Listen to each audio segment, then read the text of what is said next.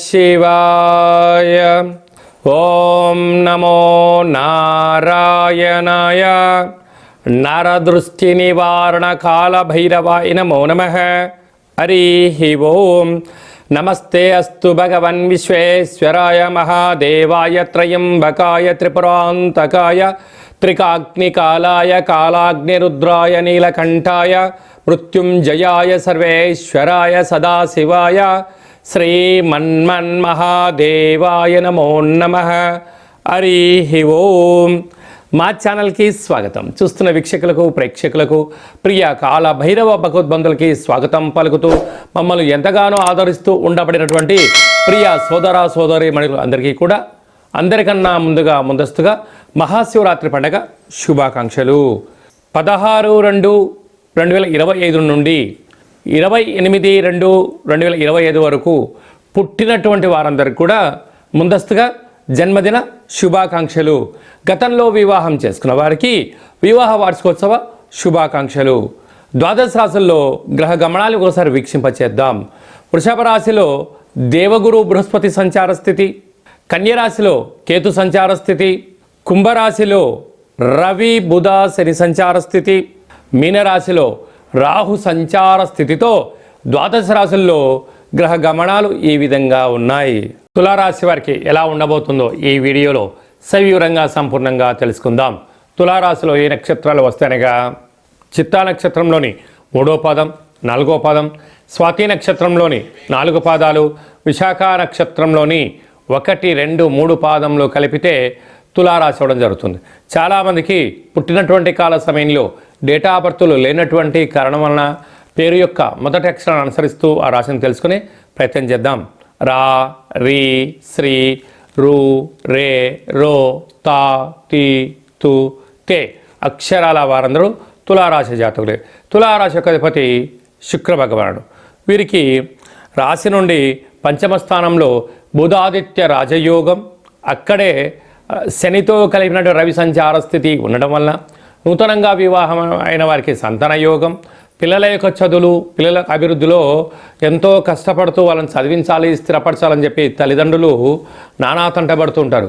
కానీ పిల్లలు ఆ పరిస్థితిని అర్థం చేసుకోకుండా ఇది నీ బాధ్యత, ఎవరు చేయమన్నారు, నా అవసరం ఇలా ఉంది, నువ్వు తప్పక నాకు ఖర్చు పెట్టి తీరాల్సిందే అని చెప్పి పిల్లలు మూర్ఖత్వంగా ప్రవర్తించడం, తల్లిదండ్రుల నుంచి ఆస్తి తీసేసుకోవాలని చెప్పి ఆలోచనలో ఉంటుంటారు. కానీ తల్లిదండ్రులు ఏం చెప్పినా మీ క్షేమం గురించి అని చెప్పి మీరు ఆలోచించగలగాలి. కారణం ఏమనగా సంతాన స్థానంలో రవి భగవానుడు శని భగవానుడితో సంచారం చేయడం వల్ల తండ్రి సూర్య భగవానుడు తూర్పు చూస్తూ ఉంటే శని భగవానుడు పశ్చిమాన్ని చూడడం వల్ల ఇంట్లో శత్రువులు పిల్లల ద్వారా అంటే విద్యలో కానీ, ఉద్యోగంలో కానీ, వ్యాపారంలో కానీ, వివాహ విషయాల్లో కానీ, వ్యాపార అభివృద్ధిలో సలహాలు చూసుకోకుండా పిల్లలు ప్రయత్నం చేసే పరిస్థితి ఉంటుంది. కానీ తల్లిదండ్రులకు చాలా బాధ అవుతుంది. ఏంటి ఇంతటి మూర్ఖుడినా నేను ఇన్ని రోజులు కని పెంచి చేసి సాధించాను అనుకుంటూ ఉంటారు. కానీ పిల్లలు కూడా అర్థం చేసుకోవాలి, తల్లిదండ్రులు ఏం చెప్పినా మీ భవిష్యత్తు కోసమే అని చెప్పి గుర్తుపెట్టుకోగలగాలి. ఈ వీడియో మీరు చూస్తున్నారు అన్నట్లయితే మీరు మహాదేవుడికి మహాశివరాత్రి రోజున అభిషేకం చేసే సమయం ఆసన్నమైందని చెప్పి గుర్తుపెట్టుకోగలాలి. ఎప్పుడైతే మీరు మహాదేవుని దగ్గర అభిషేకం చేయడం వలన ఆయన తదాస్తు అని చెప్పి మీరు అనుకుంటున్న అన్నింటా విజయం కలిగించే ప్రయత్నం చేయడం జరుగుతూ ఉంటుంది.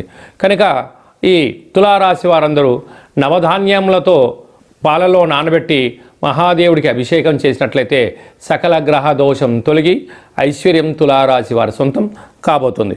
సంతాన స్థానంలో శుక్ర రాహుల సంచార స్థితి ఉండడం వలన పిల్లల యొక్క అభివృద్ధి, పిల్లల యొక్క పరిస్థితిని తల్లిదండ్రులను గమనించాలి. ఈ పిల్లలు కూడా తల్లిదండ్రుల యొక్క మనోభావం అర్థం చేసుకోగలిగితే చాలా మంచి కాలం ఉంటుందని చెప్పి గుర్తుపెట్టుకోగలగాలి. అష్టమంలో దేవగురు బృహస్పతి వక్రగమన సంచార స్థితి ఉండడం వలన విద్య, ఉద్యోగ, విదేశాన ప్రయాణాలలో స్వల్పమైన ఆటంకాలు ఉండినను అంతిమమైన విజయం తులారాశి వారి సొంతం. అలాగే భాగ్యస్థానంలో కుజుడు సంచారం చేయడం వలన భార్యాభర్తల మధ్య స్వల్పమైన విభేదాలు ఉండినను ఒకరినొకరు అర్థం చేసుకునే ప్రయత్నం చేయండి. అప్పులు ఇచ్చి పుచ్చుకునే వ్యవహారంలో తగు జాగ్రత్తలు తీసుకోండి. క్రయ విక్రయాలు అంతగా యోగించమని చెప్పి కూడా గుర్తుపెట్టుకోవాలి. షేర్ల బిజినెస్లు కానీ, స్వయం వృత్తులు కానీ, సేవా రంగాలు, వ్యాపారాలు సాఫ్ట్వేర్, హార్డ్వేర్ ఉద్యోగస్తులు, సినిమాలు, యూట్యూబ్, వాట్సాప్, ఫేస్బుక్, క్రియేటివిటీ రంగాలుగా ఉండబడిన వారందరికీ స్వయం కృషి, పట్టుదల, ఆపై భగవంతుడు ఆశీస్సుల చేత ఉన్నతమైన విజయం తులారాశి వారి సొంతం కాబోతుందని చెప్పి గుర్తుపెట్టుకోగలగాలి. ఫిబ్రవరి మాసంలో, మాఘమాసంలో ద్వితీయార్థంలో ముఖ్యమైనటువంటి పండుగల గురించి క్లుప్తంగా, సవివరంగా, సంపూర్ణంగా తెలుసుకుందాం. 21వ తారీఖున మాఘమాస బహుళ అష్టమి, విశేషమైనటువంటి అష్టమి శుక్రవార సందర్భంగా, కాళాష్టమి సందర్భంగా కాళభైరవ స్వామికి స్మరణ, ధ్యానము, పుష్పాండ దీపము యోగదాయకమని చెప్పి కూడా గమనించాలి. అలాగనే 26వ తారీఖున త్రయోదశి మాస శివరాత్రి, జన్మకో శివరాత్రి అని చెప్తూ ఉంటారు.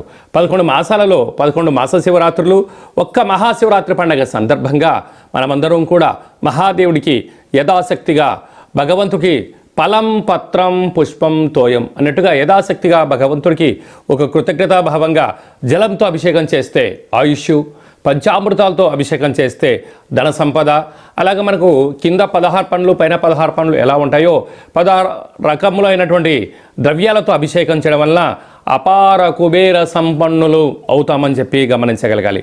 కనుక మహాశివరాత్రి రోజు యథాశక్తిగా దైవనామస్మరణ, ఆధ్యాత్మిక చింతన, అభిషేకము, జాగరణ, స్వామివారికి కళ్యాణ మహోత్సవంలో పాల్గొనడం, ఆ అక్షంతల శిరస్సుపైన వేసుకోవడం వలన గృహంలో ఉండబడినటువంటి వాస్తుదోషం, జాతకంలో ఉన్న గ్రహదోషం తొలగి అఖండ ఆయుర ఆరోగ్యాలని మహాదేవుడు ప్రసాదిస్తాడని చెప్పి గమనించగలగాలి. అదే కాకుండా 27వ తారీఖున విశేషమైనటువంటి గురువారము, ధనిష్ఠా నక్షత్ర సందర్భంగా మాఘ అమావాస్య, అంటే మాసానాం మాఘమాసం అని చెప్పి మనము వేదాలు చెప్తూ ఉంటాయి.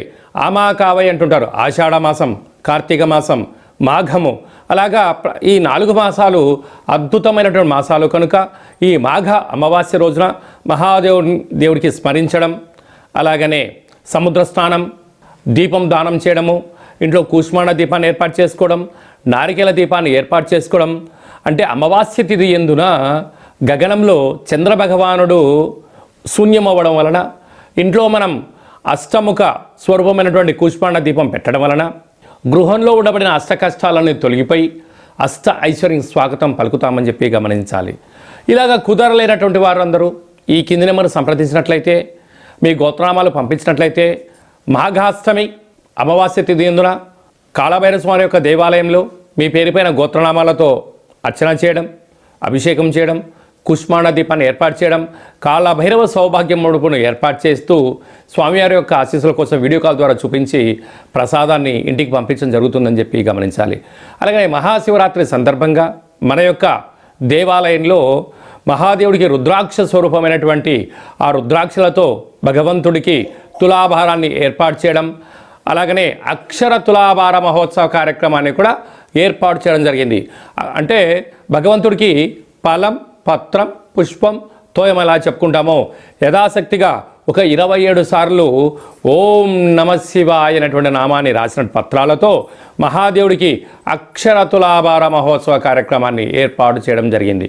అలాగనే సహస్ర శివలింగాలకు అభిషేకము, అలాగనే భక్తులకు ఐశ్వర్యం కోసం, ఆనందం కోసం రుద్రాక్షలతో తులాభారం, అలాగనే తిరుమల వెంకటేశ్వర స్వామి యొక్క క్షేత్రంలో రూపాయి బిళ్ళలతో తులాభారం చేసి యోగాన్ని ఎలా కలిగిస్తారో మన శివభక్తులకందరికీ కూడా రూపాయి నాణ్యాలతో తులాభారం చేయించి భగవంతుడి యొక్క ఆశీస్సుల కోసం ఏర్పాటు చేయడం జరిగింది. కనుక మనమందరం కూడా ఆ అక్షర తులాభారంలో పాల్గొందాం. మనం వ్యక్తిగతమైనటువంటి తులాభారంలో, అక్షర తులాభారంలో, అలాగనే రుద్రాక్షల తులాభారంలో, కనకపు తులాభారం కార్యక్రమాన్ని ఆచరించుకుందాం.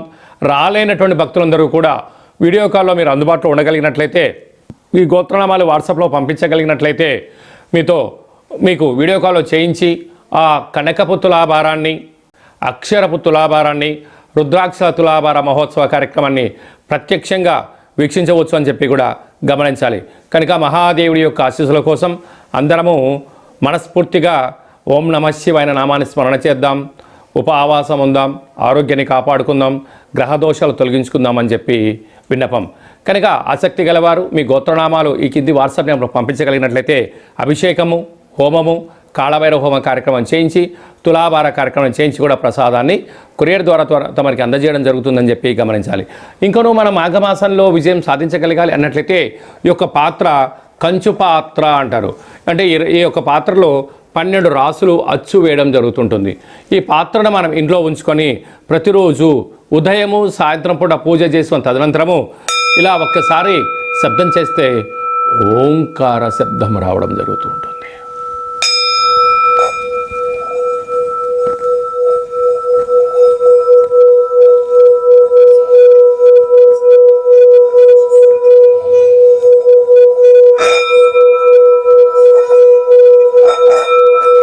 ఈ యొక్క ఓంకార శబ్దాలను సృష్టించడం వల్ల మహాదేవునికి మనం అనుకుంటున్న కోరికలు వినవించుకోవడం, అనుకున్న పనులు విజయం సాధించడం, మనిషి శరీరంలో ఉండబడినటువంటి షట్చక్రాలైనటువంటి మూలాధార, స్వధిష్టాన, మణిపూరక, విశుద్ధ, అనాహత, ఆజ్ఞాన చక్రాలు వికసింపచేయడం, బ్రహ్మజ్ఞానం కలుగుతుంది, అదృష్టం కలుగుతుందని చెప్పి గమనించాలి. ఈ యొక్క అక్షయ పాత్రతో పాటు మీకు ప్రత్యేకంగా కాలభైరవ హోమము 20 రకాల వస్తువులతో దిష్టి తీయించడం ఏర్పాటు చేయడం జరుగుతుంది. కనుక ఈ స్వామివారి యొక్క పాత్రను సొంతం చేసుకోవాలనుకున్న వారందరూ ఈ కింద నెంబర్ను సంప్రదించినట్లయితే, మీ అడ్రస్ పంపించినట్లయితే కొరియర్ ద్వారా కాళభైరవ స్వామికి అక్షయ పాత్ర అందజేయడం జరుగుతుందని చెప్పి గమనించాలి. మీ వ్యక్తిగత జాతకం తెలుసుకోవాలనుకుంటున్నారా?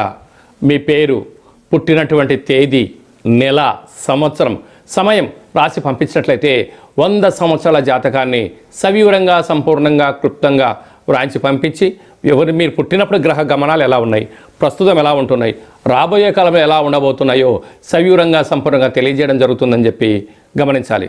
చాలామందికి పుట్టినటువంటి కాల సమయంలో డేటా ఆఫ్ బర్త్లు లేనటువంటి వారికి మీ పేరు యొక్క మొదటి అక్షరాన్ని అనుసరిస్తూ రాశిని తెలియజేస్తూ గ్రహ గమనాల్ని ఒకసారి వీక్షింపచేస్తూ భూత భవిష్యత్ వర్తమానాన్ని రమణ శాస్త్రం ద్వారా అనగా గవ్వళ ద్వారా కాళభైరవ ఉపాసన చేత భూత భవిష్యత్ వర్తమానం తెలియజేయడం జరుగుతుంది. కనుక జాతకాన్ని తెలుసుకుందాం, జీవితంలో అడ్డంకులను తొలగించుకుందాం, ఐశ్వర్యానికి, ఆనందానికి స్వాగతం పలుకుతామని చెప్పి గమనించాలి. కనుక జాతకాన్ని తెలుసుకోవాలనుకుంటున్న వారందరూ ఈ కింద నెంబర్ను సంప్రదించి అపాయింట్మెంట్ తీసుకొని సంప్రదించగలరు. అందరికీ శుభం, జయం, లాభం జరగాలని కోరుకుంటూ ఆశీర్వచనం. శతమానం భవతి శతాయు పురుష సతేంద్రియ ఆయుష్యేవేంద్రియే ప్రతిష్టతి ధనం ధాన్యం బహుపుత్రలాభం శత సంవత్సరం దీర్ఘమాయు సర్వే జనా సుఖినో భవంతు లోకా సమస్తా సుఖినో భవంతు సర్వం శివార్పణమస్తు. మరొక్కసారి మహాశివరాత్రి శుభాకాంక్షలు. ఈ వీడియో మీకు నచ్చినట్టయితే లైక్ చేయండి, షేర్ చేయండి, మా ఛానల్ని సబ్స్క్రైబ్ చేసుకోండి. మేము చేస్తున్న వీడియోలు, ఆధ్యాత్మికమైన వీడియోలు అందరికన్నా ముందుగా మీరు చూడాలి అన్నట్టయితే గంట సింబల్ను ప్రెస్ చేయండి, అలానే బటన్ తెలియజేయండి. భగవంతుడి యొక్క ఆశీస్సులు పొందండి.